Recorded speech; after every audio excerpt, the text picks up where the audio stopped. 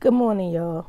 So, this one is going to have a lot of tears because I'm really, really pissed and hurt. And I woke up this morning like this is not something I just need to type in a social media post. This is some stuff I need to say out loud. So, I have not heard her name pronounced, but Miss Sandra Bland was lynched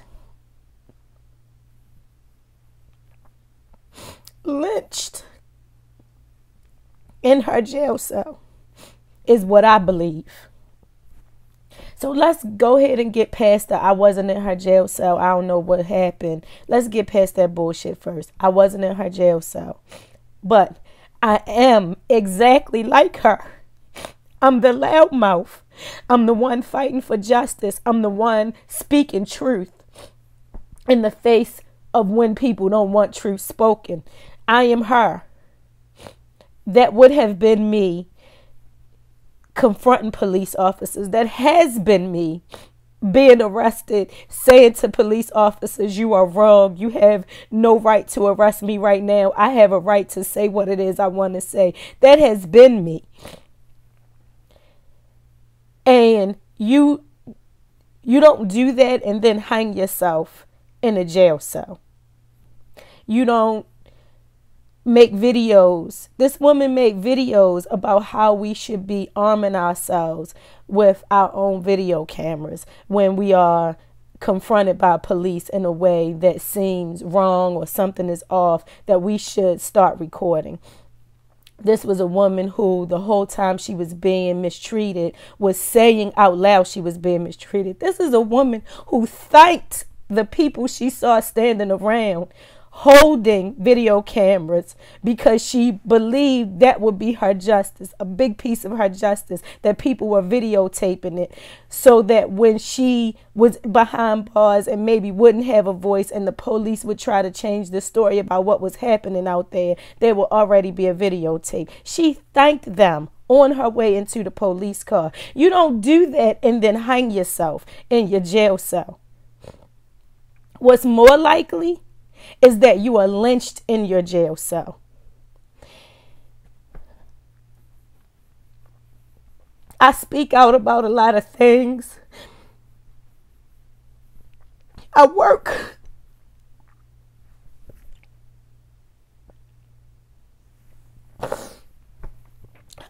on a lot of issues.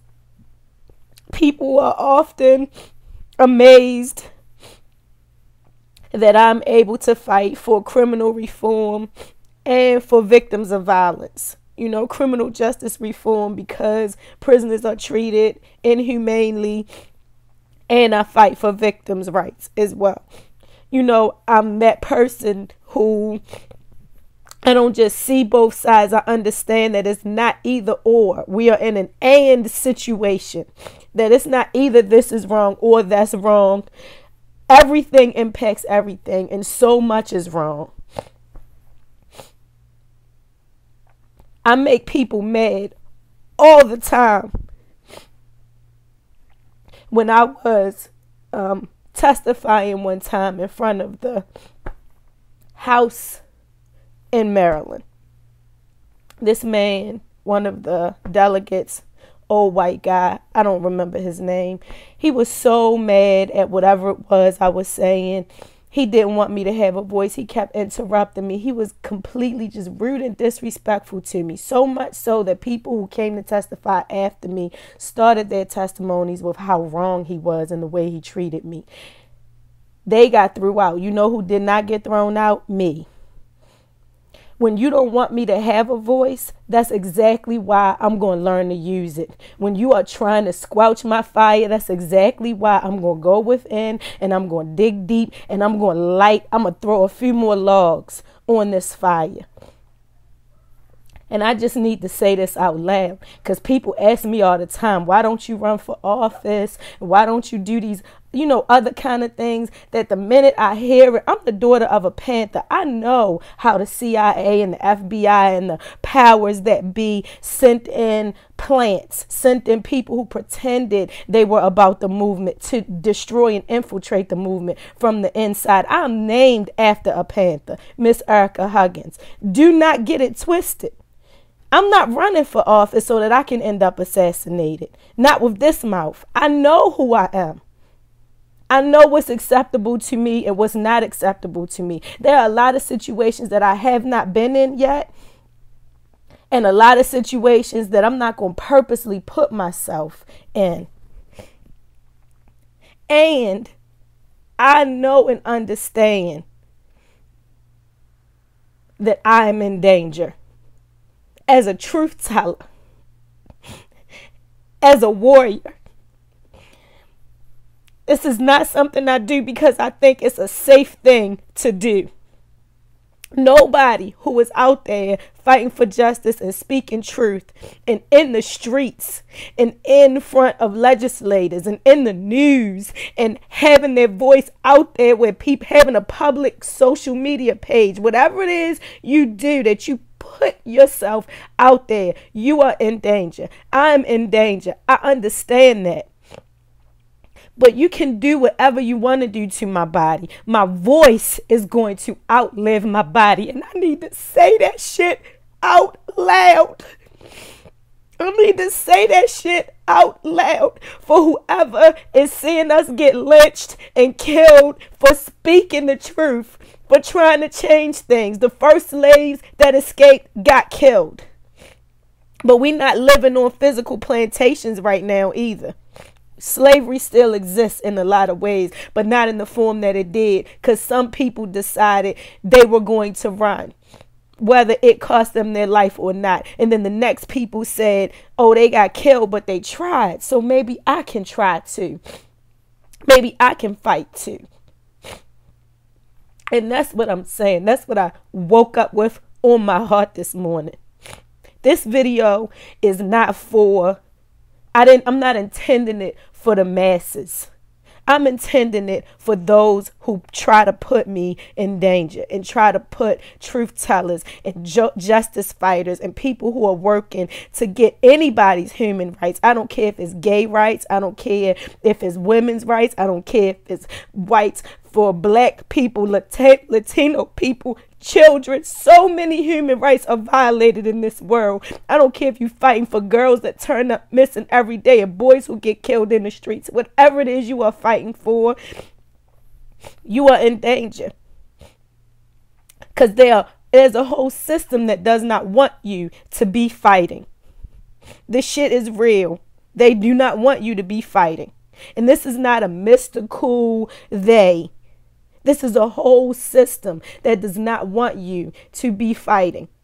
It does not want you to be speaking up in your truth and to be showing up in your full glory and your full essence. They want you to yell and scream and look crazy so that they can trivialize your voice.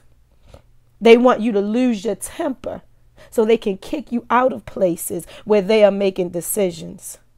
I'm not that one. I'm the one. I know how to use my tongue. I know how to harness my anger. I know how to speak the truth. I'm learning more and more how to do it every day. And I'm telling those of you who are afraid of the truth and afraid of justice fighters and afraid of truth tellers and light workers and leaders, I'm talking to you right now. Lynching my sister is not going to silence my voice. Lynching my sister, you just gave me another ancestor fighting for me on the other side. I'm so sorry that this is the way we have to use her energy, but God damn it, we going to use it. This is not going to be a reason for us to be scared and for us to run and for us to tell less fucking truth. This is a reason for me to learn even more how to stand up and how to stand up straight and tall and not be afraid. A few years ago, I made a post After I was attacked by that dude in the Senate verbally, I made a post where I talked about one of the reasons why I think I have one hand. I was born with one hand. And I said that I was probably going to get to a point in this lifetime, on this journey, where there would be threats of, like how slaves, if you did something wrong, you got your leg cut off if you try to run, you got your hand cut off if you touched, the wrong person. And so I came here with a reminder already. You already did what you could do to me. It's already been done to my grandmother and my mother and my father and all of my ancestors before me. You already did what you could do. I came here with a physical reminder to myself. Speak anyway. I'm in a body that people either mock or immediately pay attention to and are amazed at. But either way, I have your attention in this body. So this body for me is a reminder. But it's not just a reminder that I'm whole while I look broken. It's a reminder that if I already look broken, I might as well go ahead and speak the truth. I already came here fighting for my survival in the womb and came with a limb missing and a finger missing. So I was going to reach a place in my journey where there would be a temptation to be afraid to keep pushing. A temptation to be afraid to keep working and fighting and shining my light and using my voice, because my sisters who look like me and act like me and fight like me and fucking speak like me were going to be lynched in jail cells. And there would be a temptation to be afraid and to stop. And I'm here to say it is very dangerous when I am not afraid.